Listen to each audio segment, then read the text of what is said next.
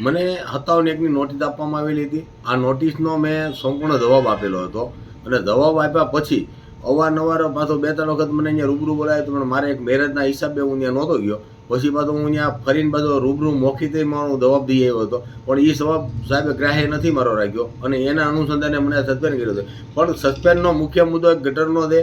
એક ઉસીના પૈસા લઈને કર્મચારીનો મેં પગાર કર્યો હતો, એ પગારનો છે. પણ પગાર માટેથી એવું હતું કે અમને જે ઓક્ટ્રોય ગ્રાન્ટ 92,000 રૂપિયા આપે છે અને એ આજે છેલ્લા 9 મહિનાથી 92,000 રૂપિયાનો હપ્તો જે આપે છે ને એ પણ નથી મળ્યો. તો હવે તો આવી પૈસાની ને એવી વ્યવસ્થા ન હોય, એ છતાંય અમે પંચાયતનું કર્મચારીના પગારોથી માંડીને આ તે અમે શાંતિપૂર્વક બધું વ્યવસ્થિત ચલાવી હતી. બાકીનું ગટર છે તો ગટર હું નહીં, પણ ગામની અંદર તમે પૂછો કે દિવાળીની અંદર અમે રાત દિવસ રાત્રે અમરેલીથી માણસો લાવીને ગટર સફાઈ કરાવતા. હવે આ ગટરની વસ્તુ એવી છે કે છેલ્લા 12-13 વર્ષથી ગામની અંદર ગટર આવી છે.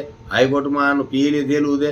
પછી આ ગટર માટેથીનો 2 અગાઉના સરપંચો કે એનથી પણ આ નથી થયો અને મારથી કામ નથી થયું અને ગટરનું નહોતું થતું, એટલે સરકારે અત્યારે હાલમાં 11 કરોડ રૂપિયા નવા આપ્યા છે. જો 11 કરોડ રૂપિયા આપ્યા આજની તારીખે તો એ કામ અત્યારે જ્યાં કર્યું છે ન્યાય પણ વ્યવસ્થિત નથી થયું. જો ન થતું હોય તો આમાં મારા એકના હું કામ મને આ સસ્પેન્ડ કર્યો.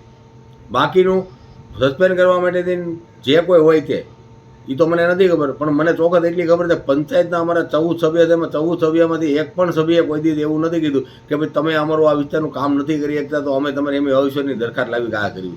કોઈ સભ્ય મારથી નારાજ નથી. એ છતાંય હું એવું નથી કહેતો, પણ એ છતાંય એવું હોય તો અનુકૂળ થાય તો સભ્યને બધાને પૂછી લેવાની છૂટ છે કે કોઈ નારાજ હોય તો.